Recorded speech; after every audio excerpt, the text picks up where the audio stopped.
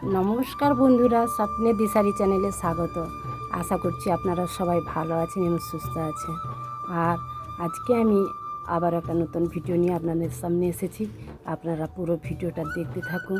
আমার এই ভিডিওটা দেখে আপনাদের যদি ভালো লেগে থাকে আপনারা একটা লাইক ও সাবস্ক্রাইব করবেন এবং ফেসবুক পেজে ফলো করবেন। পুরো ভিডিওটা আমার দেখতে থাকুন। প্রথমে আমি নিয়েছি পাবদা মাছ, আর নিয়েছি কালো সর্ষে, সাদা সর্ষে, পোস্ত, কাঁচা লঙ্কা, টমেটো, হলুদ, লবণ আর তেল। এবারে আমি সমস্ত গোটা মশলাগুলো শিলনোড়াতে বেটে নেব। আপনারা মিক্সিতে বেটে নিতে পারেন। আর এই শিলনোড়াতে সমস্ত গোটা মশলাগুলো বাটার সময় আমি লবণ দিয়েছি অল্প। আপনারা লবণ দিয়ে বাটবেন, কারণ লবণ দিয়ে ওই সর্ষে বাটলে তেতো হয় না। সেই জন্য আমি লবণ দিয়ে সর্ষেগুলো বেটে নিলাম। আমার সমস্ত গোটা মশলাগুলো বাটা হয়ে গিয়েছে। এবারে আমি একটা পাত্রের মধ্যে তুলে নিয়েছি। এবারে বন্ধুরা দেখতে থাকুন। আমি গ্যাসের ওভেনটা অন করে দিলাম এবং ওর মধ্যে একটা ফ্রাই প্যান বসিয়ে দিলাম। বন্ধুরা, আমি মাছ ধুয়ে প্রথমে আমি মাছের মধ্যে লবণ, হলুদ আর কাঁচা তেল মাখিয়ে রেখেছিলাম, কারণ আঁশবিহীন মাছগুলো প্রচুর ফাটে। সেই জন্য আমি কাঁচা তেল আগে থেকে মাখিয়ে রেখেছিলাম। এবারে তেলটা আমার গরম হয়ে গিয়েছে। এবার মাছগুলো আমি ওর মধ্যে দিয়ে ভেজে নেব। মাছগুলো আমি দিয়ে দিচ্ছি। এবার দিয়ে আমি হালকা চাপা দিয়ে দেব, কারণ তেল ছিটকে গায়ে এসে পড়বে।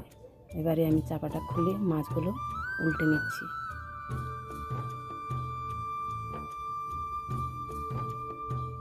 মাছ আমার ভাজা হয়ে গিয়েছে লাল হয়ে। এবারে আমি নামিয়ে নেব। ওই তেলের মধ্যে আমি বাকি মাছগুলো একই রকমভাবে ভেজে নেব।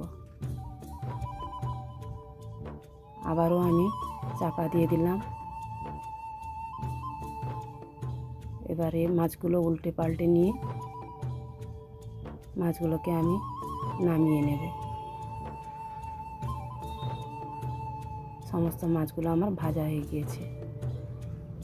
এবারে ভেজে রাখা মাছের তেলের মধ্যে আমি দিয়ে দিলাম কালো জিরে আর গ্রেট করে রাখা টমেটো, দিয়ে আমি কষিয়ে নেব। মশলাগুলো এইভাবে আমি কষিয়ে নেব আস্তে আস্তে করে। এবার ওর মধ্যে আমি দিয়ে দিলাম হলুদ গুঁড়ো আর দেব কাশ্মীরি লঙ্কার গুঁড়ো। আপনারা শুকনো লঙ্কার গুঁড়ো ব্যবহার করতে পারেন। আমি শুকনো লঙ্কার গুঁড়ো এর মধ্যে ব্যবহার করি না, কারণ আমি মশলাগুলো বেটে রাখার সময় কাঁচা লঙ্কা ব্যবহার করেছি। আর কাশ্মীরি লঙ্কার গুঁড়ো দিয়েছি কালার আনার জন্যে আমি। এবারে দিয়ে দিলাম লবণ। লবণ দিয়ে আবারও মশলাটা কষিয়ে নিয়েছি। এবারে আমি বেটে রাখা গোটা মশলাগুলো দিয়ে দিলাম, দিয়ে আমি মিনিট খানেকের মতো কষিয়ে নেব।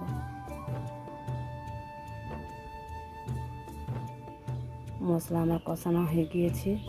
এবারে এর মধ্যে আমি দিয়ে দেবো বেটে রাখা মশলার জল এবং আর পরিমাণ মতো জল আমি এর মধ্যে দিয়ে দেবো। এবার দিয়ে আমি গ্রেভিটা মিনিট খানেকের মতো ফুটিয়ে নেব।